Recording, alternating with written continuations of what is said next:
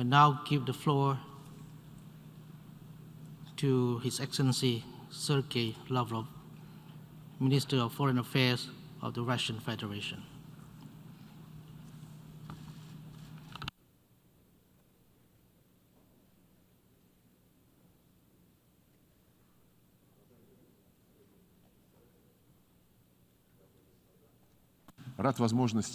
I'm glad to have the opportunity to speak from the podium of the United Nations General Assembly. The fact that we have gathered in this hall once again symbolises our collective willingness to resume the normal communication that had been suspended after the onset of the COVID-19 pandemic. Essentially, we have no other option, as the broad cooperation at the United Nations is particularly relevant now, when the number of problems on the international agenda is increasing.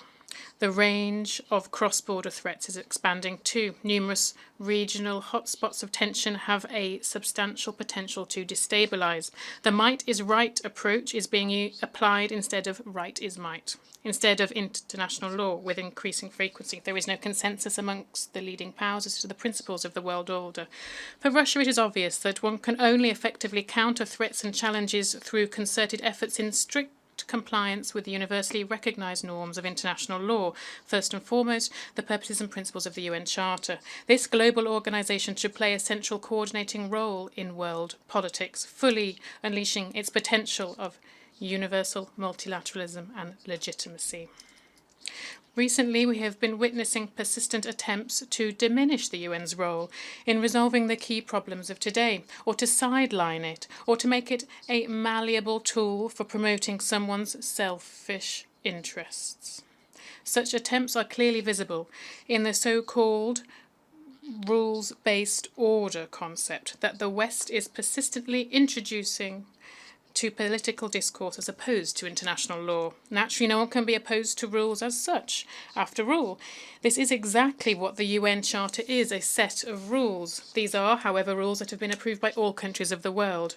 Similarly, any new norms governing international interaction must be agreed upon at universal platforms, above all, here. On the other hand, when they are established behind closed doors in circumvention of this universal organisation, then they cannot be fully legitimate. By shifting the discussion on key issues to formats that suit it best, the West wants to exclude those who have their own different point of view from global decision-making processes. Following the same logic, Germany and France have recently announced the creation of the Alliance for Multilateralism, even though what kind of structure could be more multilateral than the United Nations?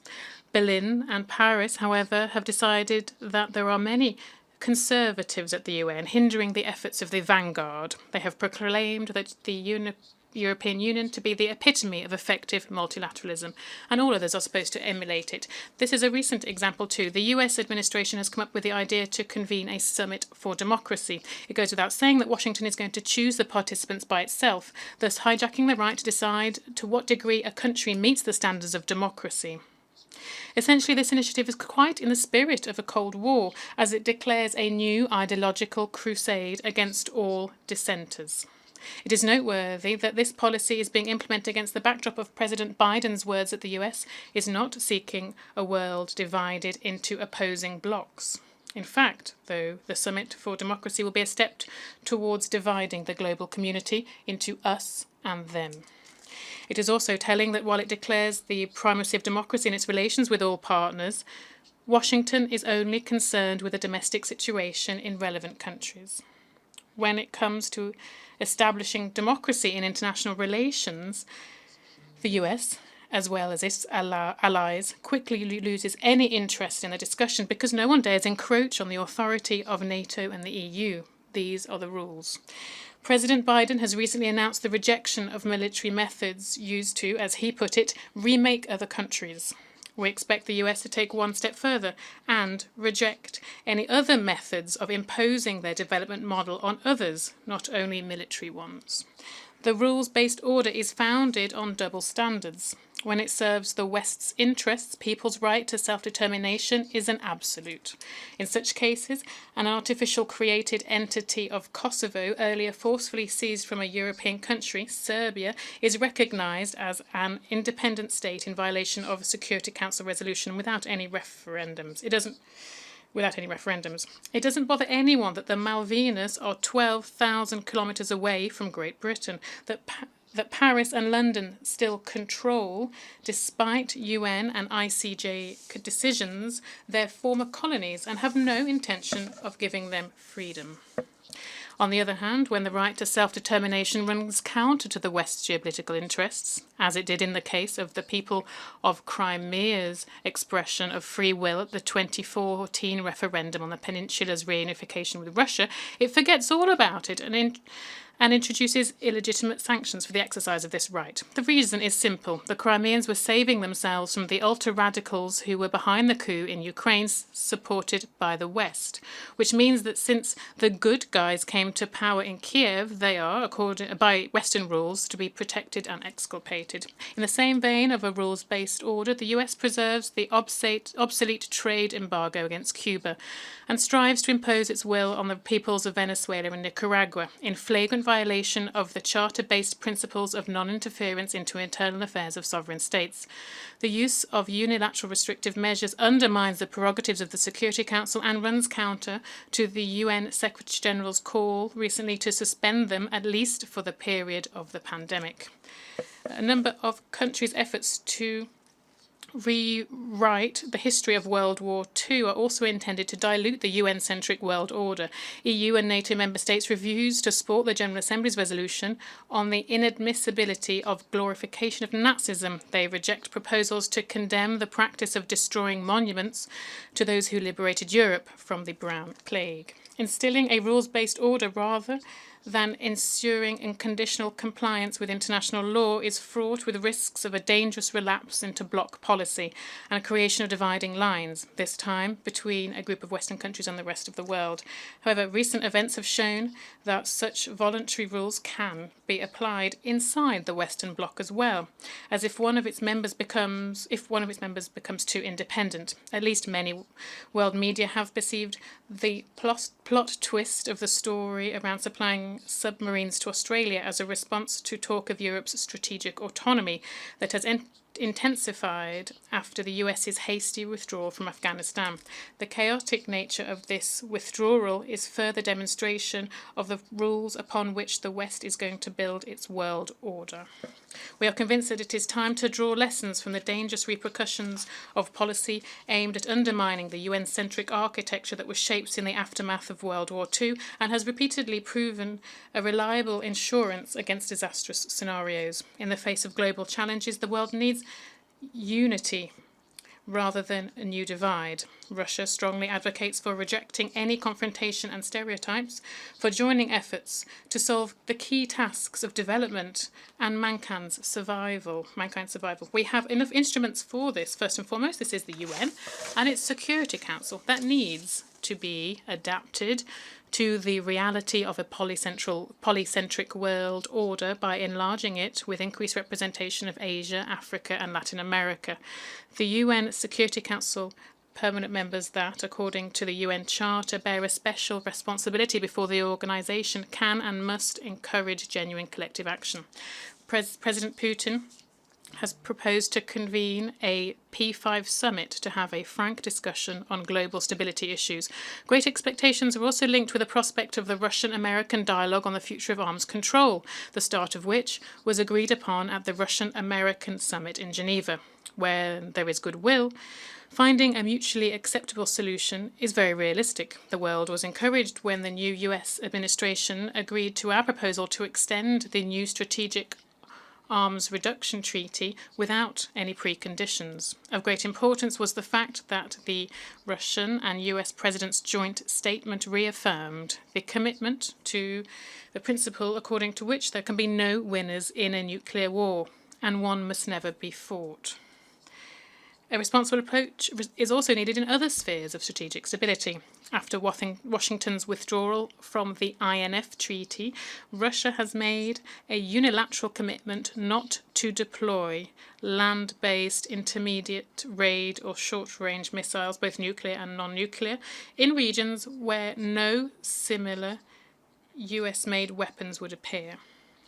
We continue to await NATO members' response to our proposal to proclaim a similar moratorium, reinforced, and I would like to emphasize this, with mutual verification measures. Amongst new challenges and threats, we also see states' intention to militarize the internet and unleash a cyber arms race.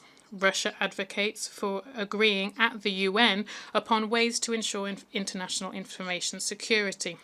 The process here should not be based on someone's special rules, but rather on universal agreements allowing to examine any concerns in a transparent manner, relying on facts. This is the aim of our initiative, to elaborate standard norms for states' responsible behaviour in the use of ICTs and on preparing a universal convention on combating cybercrime. Along with this digital space, some countries view outer space as an arena for confrontation. We deem it to be a dangerous trend and propose to prohibit placement of weapons in outer space and the threat or use of force in it. The relevant Russian-Chinese draft treaty remains on the table of the Conference on Disarmament. Russia consistently puts forward initiatives on other issues requiring concerted action. Today, 20 years after the atrocious terrorist acts in New York, President Putin's call to form a broad anti-terrorist coalition without double standards on the basis of international law is more relevant than ever.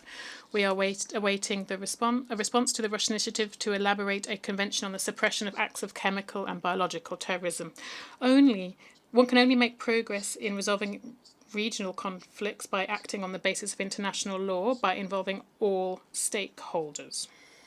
In Afghanistan, Syria, Libya, Yemen, and in other hotspots, all external actors have to show an understanding of the cultural and civilizational specifics of society, rejecting politicization of humanitarian assistance, and assisting the creation of broadly representative bodies of authority that would involve all major ethnic, religious, and political forces of the relevant countries. Guided by such an approach, Russia has been constructively engaged in the promotion of the Afghan settlement via the extended Troika and the Moscow format. It has been contributing to stabilizing the situation in Syria within the framework of the Astana process and has been working with all Libyan parties to implement political reforms. The processes underway in the Middle East should not sideline the task of reaching a sustainable Palestinian-Israeli settlement within the universally recognized international legal framework, providing for the creation of an independent and viable Palestinian state coexisting in peace with Israel. We advocate for the relaunch of direct negotiations between the Israelis and Palestinians, for galvanizing the role of the Quartet of International Mediators in coordination with the League of Arab States. Russia continues to contribute to the normalization of relations between Iran and its Arab neighbors. Together with our partners, we seek the soonest possible resumption of a full implementation of the JCPOA, on settling the situation around the Iranian nuclear program. A holistic approach is required to stabilize the entire region in the long term. This is the objective of the updated Russian concept of collective security in the Persian Gulf that has been recently circulated as a Security Council and General Assembly document. In the context of searching for ways to overcome regional crises, we are ready to share Russia's unique experience of peaceful coexistence of different civilizations, religions, and cultures. We expect the World Conference on Intercultural and Interfaith Dialogue that will take place in St. Petersburg in May, 16th to 18th of May 2022, to produce substantial results. The conference enjoys the support of the UN Secretary-General and the leadership of the Interparliamentary Union. Today, the significance of humanitarian, socio-economic and environmental dimensions of UN work is burgeoning. It is essential to avoid the temptation to turn these spheres into yet another arena for geopolitical games and unfair competition. COVID-19 is our common enemy. It is in the interests of prompt lifting of restrictions on international travel. We support mutual recognition of vaccines that have been approved by national oversight bodies. It is vitally important not to cease efforts aimed at implementing the 2030 Agenda for Sustainable Development. We reckon that the decisions adopted at the recent UN Food Systems Summit will promote the achievement of the SDGs.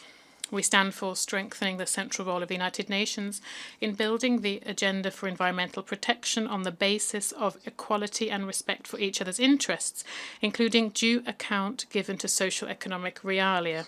Otherwise, it would be hard to mobilise all states towards reaching global climate goals. The work of all mechanisms that can impact the efficiency of the global governments should be tuned to searching for a balance of interests. The capacity of such an inclusive association as the G20, which brings together the old and the new, dynamically developing global centres such as BRICS and the like-minded others, should be used to its maximum too. It was with great interest that we heard of the Global Development Initiative proposed by President of China, Xi Jinping, that resonates with our own approaches. Russia, together with its partners and allies, supports strengthening a mutually reinforcing network of alliances through developing integrative processes within the CIS, EAEU, CSTO, and the SCO. The initiative of President Vladimir Putin to create a greater Eurasian partnership that should also engage ASEAN, the key actor defining the norms of behaviour in Asia-Pacific, is also positive. In general, the regional dimension of the world's development is gaining momentum. Much will depend on whether we prove able to rechannel the growing rivalry between regions onto a constructive track. Who is more important, Europe or Asia, the Indian or the Pacific Ocean? Is a Latin American-European Union going to be established? Why make Africa an arena for confrontation? The UN Charter has Chapter 8, which is dedicated to relations with regional organisations. Based on it, the Secretary-General annually brings such organisations together to host an exchange of opinions on issues of global politics. We believe it would be very useful to make the next step in this format and use it to draft some proposals of how to harmonise regional aspirations in order to give maximum broad and effective global responses to the challenges of our time. We're all in the same boat. It falls within our shared interests to make sure that the boat stays safely afloat on the waves of global politics. We're all different, but this must not bar us from working for the benefit of our nations and the entire humanity itself. It is the only way that we may be able to fulfil the honourable mission of the United Nations, save this generation from the scourge of war and succeeding generations too from war, hunger and disease, build a more peaceful, stable and democratic future for all. In conclusion, let me propose a hashtag. UN Charter is our rules. Thank you for your attention.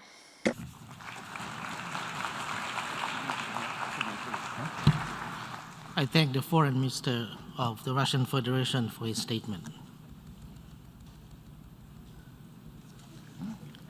We have heard the last speaker in the general debate for this meeting. The 15th plenary meeting to continue with the general debate will begin at 3 p.m. The meeting is adjourned.